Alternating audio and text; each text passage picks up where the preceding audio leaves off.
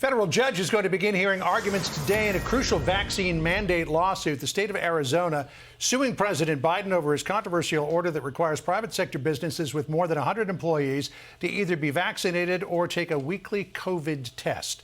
Let's bring in Arizona Attorney General Mark Brnovich, who filed the lawsuit. Attorney General Brnovich, good to see you. So this mandate scheduled to take effect on January the 4th.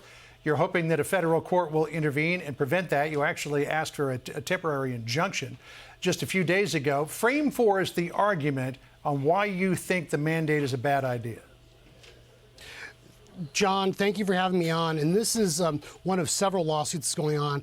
Our lawsuit is the first one, and ours focuses on the Biden administration attempting to have federal employees and federal contractors mandate that their employees get the vaccine. We think it's clearly unconstitutional. The president has no authority in that anywhere in the Constitution. It sets a very, very dangerous precedent because at the end of the day, our U.S. Constitution can't be masked, it can't be distanced, and it should never be canceled. And that's what the Biden administration is essentially trying to do. They're using this COVID crisis in order to take unprecedented power that the federal government doesn't have. All right, so you're making the constitutional argument, but there also has to be a harm that you're concerned about. What is the harm to employers or employees that you're worried about?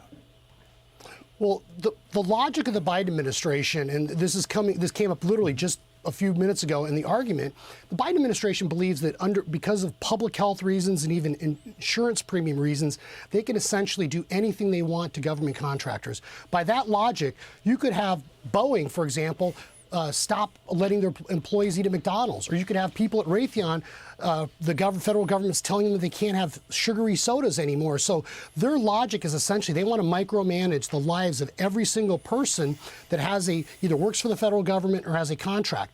And it's really, really dangerous because you think about President Obama famously saying that he's going to use a pen and a phone. Well, apparently, the Biden administration just needs the Procurement Act. They are using that authority for the government to contract to essentially dictate to 100 million Americans how they should live their lives and what they should be forced to put into their body. And I think it's not only unconstitutional, the president, it's a violation of, the Administrative Procedures Act, and the president does not have that kind of authority, John. There's something very interesting about the case, too, that you're fighting in court. There's a couple of plaintiffs here. There's the state of Arizona, but then there's also a federal employee who's anonymously listed in the lawsuit as John Doe.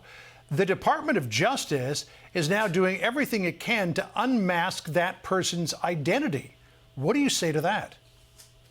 Well, I would ask all the viewers to think, why are they doing that?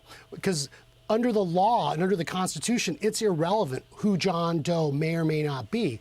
But we do know this, is the far left, especially the Biden administration, you just saw this in the story on Loudoun County, they want to basically define, defame, and shame anyone that disagrees with them. And so I think this is an attempt by the Biden administration and his Department of Justice to intimidate people trying to exercise their constitutional rights.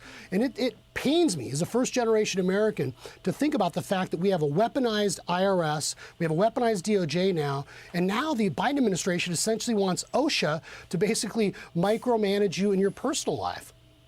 All right. Well, as many people might remember, one of the most famous Supreme Court cases in history, the plaintiff was anonymous, and the courts and the federal government were happy to have that person anonymous, Jane Roe, of course. So I'm not quite sure why they want to unmask John Doe in this case, unless it's, as you say, to try to intimidate other federal workers from coming forward. Attorney General Mark Brnovich, good to talk to you today. Thanks so much.